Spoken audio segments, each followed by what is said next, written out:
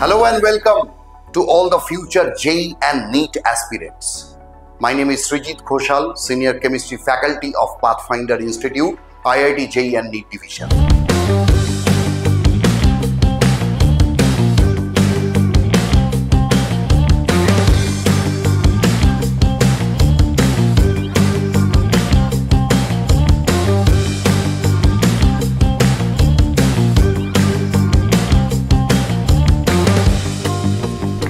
যারা এই মুহূর্তে ক্লাস 11 এ পড়ছো, যারা এই মুহূর্তে 12 এ উঠে গেছো, 12 এর সেশন শুরু হয়ে গেছে, আবার যারা 12 পাস আউট কিন্তু ভাবছো যে আগামী বছর আরেকবার আমি স্ট্রং কামব্যাক করব এবং রিপিটার হয়ে আমি আগামী বছরে সাকসেস অ্যাচিভ করতে চাই, তাদের জন্য একটা ছোট্ট স্মল ভিডিও অন হাইব্রিডাইজেশন।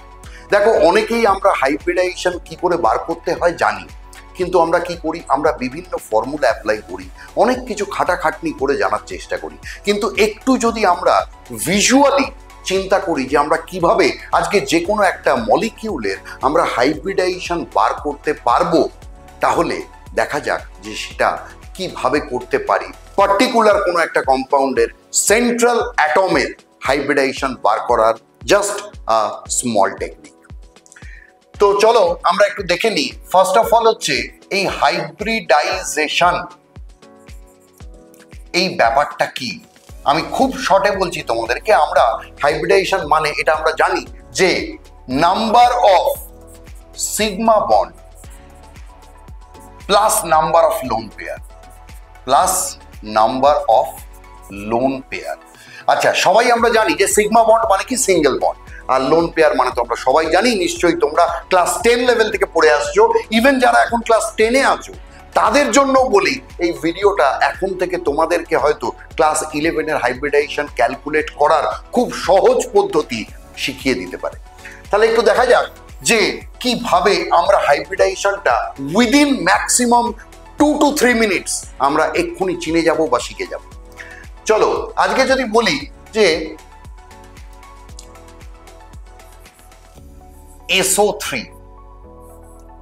এর হাইব্রিডাইজেশন কি, তোমায় জিজ্ঞেস করলো ClO2 মাইনাস এর হাইব্রিডাইজেশন কি, তোমাকে জিজ্ঞেস করলো PCl5 এর হাইব্রিডাইজেশন কি, এরকম নানান কিছু জিজ্ঞেস করতে পারে। কিন্তু আমি যে কোনো একটা মলিকিউলের, যে কোনো একটা কম্পাউন্ডের সেন্ট্রাল অ্যাটমের hybridization without knowing any formula আমি কিন্তু মুখে মুখেই বার করে দিতে পারবো। তাহলে সবার আগে আমরা একটুখানি জেনে নিই, এই যে number of sigma bond plus lone pair, এই সংখ্যাটা যদি 2 হয় তাহলে আমরা কি বলি, sp হাইব্রিডাইজড। যদি 3 হয় আমরা কি বলি, sp2। যদি 4 হয় আমরা কি বলি, sp3। যদি 5 হয় আমরা কি বলি, sp3d। যদি 6 হয় আমরা কি বলি, sp3d2। আর 7 হলে sp3d3। তাহলে আমরা কিভাবে বার করতে পারি এটা একটু চলো দেখে নেওয়া যাক। ধরো আমরা শুরু করলাম ফসফরাস পেন্টাক্লোরাইড দিয়ে, PCl5। আচ্ছা, ফসফরাসের একটু আমাকে বলো তো, সবাই তোমরা জানো যে ফসফরাসের অ্যাটমিক নাম্বার কত হয়, 15, রাইট? তাহলে 15 মানে আউটার মোস্ট শেলে ফসফরাসের কটা ইলেকট্রন আছে? না না, কোনো দরকার নেই যে আমি SPDF সিস্টেম দিয়ে যাবো, একদম বাংলা নিয়মে ক্লাস 10 এ যা শিখেছো 2,8,5, তার মানে বাইরের শেলে কটা ইলেকট্রন, 5টা। মাথায় রাখবে এটা হচ্ছে ফসফরাসের 5টা ইলেকট্রন না ভেবে আজ থেকে ভাববো ফসফরাসের 5টা হাত, যে হাত দিয়ে ও কারুর সঙ্গে কি করবে, বন্ডিং করবে। তার মানে ফসফরাসের যদি 5টা হাত থাকে এবং ফসফরাসের সঙ্গে কটা ক্লোরিন আছে, 5টা ক্লোরিন। আচ্ছা, ক্লোরিন মানে তো হ্যালোজেন, হ্যালোজেন মানে তারা কোন গ্রুপে থাকে, গ্রুপ 17 সবাই জানি। হ্যালোজেনদের ভ্যালেন্সি কত হয় সবাই জানি, 1। তার মানে যার ভ্যালেন্সি 1 সেই সেন্ট্রাল অ্যাটমের সঙ্গে সিঙ্গেল বন্ডে কানেক্টেড হবে, মানে সিগমা বন্ড। যার ভ্যালেন্সি 2 সে ডাবল বন্ডে কানেক্টেড হবে, যার ভ্যালেন্সি 3 সে ট্রিপল বন্ডে কানেক্টেড হবে। তার মানে এখানে 5টা ক্লোরিন ফসফরাসের সঙ্গে কি বন্ডে কানেক্ট হচ্ছে, সবকটাই কিন্তু আমরা দেখতে পাচ্ছি যে সিঙ্গেল বন্ডে কানেক্ট হচ্ছে। কেন?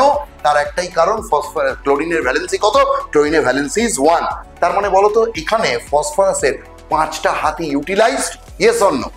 তাহলে 5টা হাতে ইউটিলাইজ, সেখানে কে চলে এসছে 5টা ক্লোরিন। তার মানে কটা সিগমা বন্ড? 5টা। কোনো লোন পেয়ার আছে? নেই। তার মানে 5 যদি সংখ্যা হয় তাহলে হাইব্রিডাইজেশন কত হবে? sp3d হয়ে গেল। তার মানে আমায় কোনো ফর্মুলা কিন্তু লাগাতে হলো না। এবারে যদি আরেকটু শক্তে যায়, যে এই যে সালফার ট্রাইঅক্সাইড বলছি, আচ্ছা সালফার মানে অ্যাটমিক নাম্বার কত? 16। 16 মানে 2,8,6, 2,8,6, বাইরের শেলে কটা? 6টা।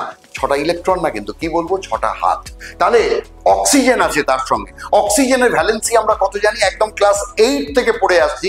অক্সিজেনের ভ্যালেন্সি হচ্ছে 2। 2 মানে কি বন্ডে কানেক্টেড হবে? একটু আগেই বলে দিয়েছি তোমাদেরকে, ডাবল বন্ডে কানেক্টেড হবে। এবার আমাকে একটা কথা বলো, সবাই তোমরা ক্লাস 11-এই শিখেছো যে যদি দুটো বন্ড থাকে, একটা হচ্ছে সিগমা আর একটা হচ্ছে পাই, বাট হাইব্রিডাইজেশনে আমরা কি কোনো পাই বন্ড কাউন্ট করছি না, তার মানে শুধু সিগমা বন্ড। তাহলে এবারে বলো তো, এখানে সালফারের 6টা হাত দেখতে পাচ্ছি আমরা, double bond double bond double bond, 6টা হাত complete, no lone pair is there. তার মানে এখানে আমার কটা সিগমা আছে এই 6টা হাতের মধ্যে? মাত্র দেখতে পাচ্ছি 3টে সিগমা। তাহলে 3টে যদি সিগমা হয়, কোনো লোন পেয়ার না থাকে, তার মানে 3 মানে সালফারের হাইব্রিডাইজেশন এখানে SO3-র মধ্যে কত হচ্ছে আমার? sp2। আর একটা দেখে নি, চলো খুব ফাস্ট। যদি আমরা একটুখানি পরের ইয়েতে চলে যাই, তাহলে আমরা দেখতে পাবো, ভালো করে দেখো সবাই, যে SF4 সালফার, তার সঙ্গে 4টে ফ্লুরিন। এক্ষুনি আমরা করেছি, সালফারের অ্যাটমিক নাম্বার কত? 16। 16 মানে বাইরের শেলে কটা? 6টা। তার মানে 6টা হাত। 6টা হাতের মধ্যে 4টে ফ্লুরিন আছে। ফ্লুরিন মানে তারা কোন গ্রুপে থাকছে? গ্রুপ 17। গ্রুপ 17 মানেই কি? হ্যালোজেন। তার মানে ভ্যালেন্সি 1। ভ্যালেন্সি 1 মানে সালফারের সঙ্গে কি বন্ডে কানেক্টেড হবে? Single bond. তার মানে বলো, মুখে মুখে দেখো, সালফারের সঙ্গে 4টে ফ্লুরিন 4টে সিঙ্গেল বন্ডে কানেক্টেড হয়ে গেছে। তার মানে 6টা হাতের মধ্যে 4টে হাত ফিল্ড আপ। কটা হাত বাকি আছে? 2টো। তার মানে 2টো হাত মানে 2টো ইলেকট্রন। 2টো ইলেকট্রন মানে একটা লোন পেয়ার। তার মানে আমার সালফার এখানে কি কন্টেন করছে? 4টে সিগমা বন্ড আছে আর একটা আছে তার সঙ্গে লোন পেয়ার। তার মানে সংখ্যা কত দাঁড়ালো? সংখ্যা দাঁড়ালো হচ্ছে আমার 5। 5 মানে কি হবে? sp3d। তার মানে চিন্তা করো, যে কোনো অঙ্ক হাইব্রিডাইজেশন বার করার আমরা কিন্তু মুখে মুখে করে ফেলতে পারি যদি আমরা টেকনিক জানি। তাহলে এই মুহূর্তে যারা ক্লাস 10-এ পড়ছো, আগামী দিনে চিন্তা করছো যে আমি 11-এ সায়েন্স নিয়ে ইঞ্জিনিয়ারিং বা মেডিকেল বা রিসার্চ লাইনে যাব, যারা এই মুহূর্তে 11-এ সবে তোমাদের জার্নি শুরু করেছো এবং 2 বছর পরে তোমাদের স্বপ্ন আজকে নয় ডাক্তার হওয়ার, নয় ইঞ্জিনিয়ার হওয়ার, বা IISc ব্যাঙ্গালোর, আইজার এইসব জায়গায় রিসার্চ করতে যাওয়ার, বা এখন যারা এই বছর 12-এও পড়ছো, আর হয়তো কটা মাসই তোমাদের কাছে আছে, কিন্তু মাথায় রাখতে হবে যে এই কটা মাসও ভাইটাল। আর যারা পরের বছর একবার রিপিট করে ভাবছো আর এক বছর আমি, লেটস ফাইট, যে পরের বছর আমি একটা স্ট্রং কামব্যাক করব ইন নিট অর ইন জেই। সবার উদ্দেশ্যে বলছি, এরকম প্রতি কটা সাবজেক্টে পাথফাইন্ডারের থেকে যদি তোমরা টিপস নিতে চাও, ইমিডিয়েটলি একটুও দেরি না করে কন্ট্যাক্ট করো তোমাদের nearest Pathfinder centre. Thank you so much.